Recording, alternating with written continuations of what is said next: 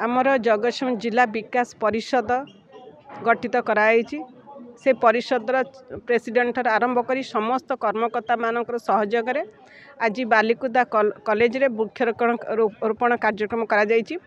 मुख्य उद्देश्य होउछि आम जिला किभली भाव में सर्वांग सुंदर प्रति क्षेत्र उन्नति कर आमर समस्तंकर संकल्प ए जिलार जो माने संतान अच्छा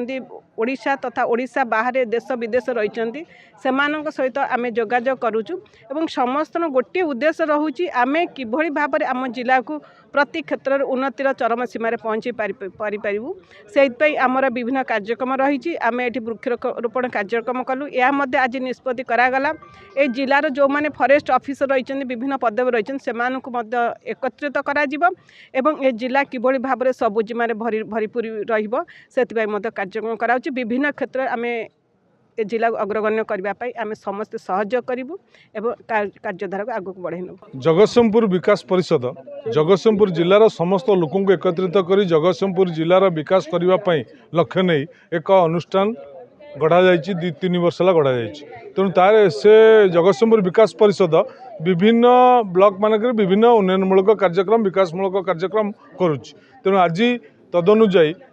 बालिकुदा एरसमा निर्वाचन मंडल बालिकुदा महाविद्यालय ठारे जगतसिंहपुर विकास परिषद तरफ एक वृक्षरोपण कार्यक्रम आयोजन करा जायतिला। एणु वृक्षरोपण माध्यम जगतसिंहपुर जिलार समस्त आदिवासी की विकास परिषद एक वार्ता देवाक चाहूँगी वृक्ष ही जीवन एवं वृक्ष को बचाइवाई समस्ते चेष्टा करिया दरकार वृक्षरोपण करिया दरकार एवं वृक्ष ही आगामी दिन में रक्षा करिवो जो ये सचेतनता कार्यक्रम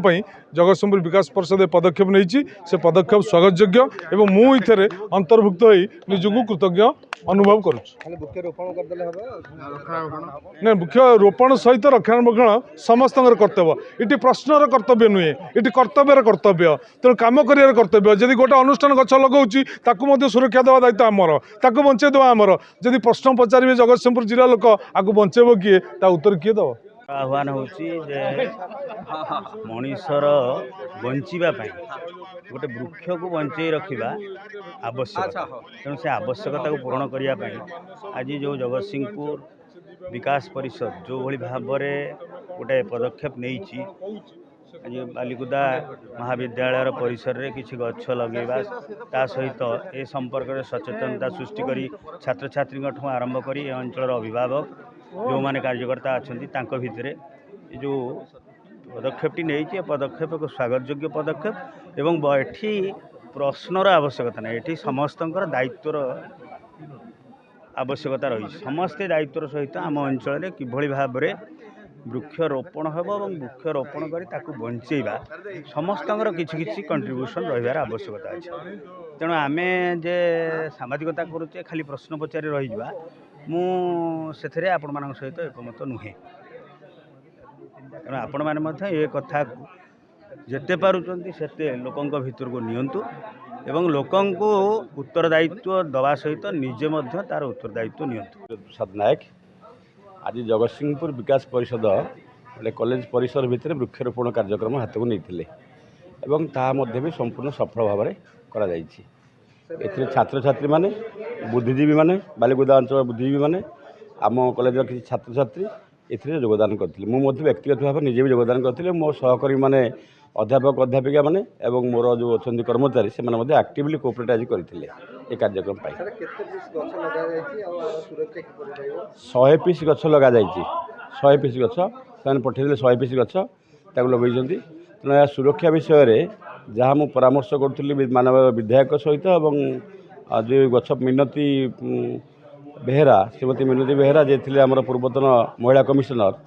से कहते काली गोटे चिठी लिखिदेवाई डीएफओ कटक डीएफओ को एवं राजनगर डीएफओ को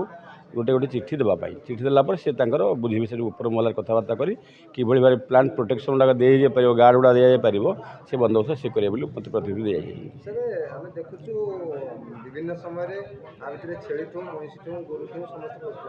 जेहेतु नहीं एमती जेहेतु आर बाउंडरी ना कॉलेज बाउंडरी वाल ना तेणु गाई गोरु पशुवार स्वाभाविक आम रास्ता कड़े भी गछ लगाऊे रास्ता कड़े गछ बंचुची बहुत रास्ता कड़ वनीकरण माध्यम जो रास्ता कड़े गछ लगा गछ बंचुची मो गाँव में भी 500 गछ लगे सब बड़ बड़ होगा ବଞ୍ଚିଛି ସବୁ, କିଛି ଅସୁବିଧା ନାହିଁ।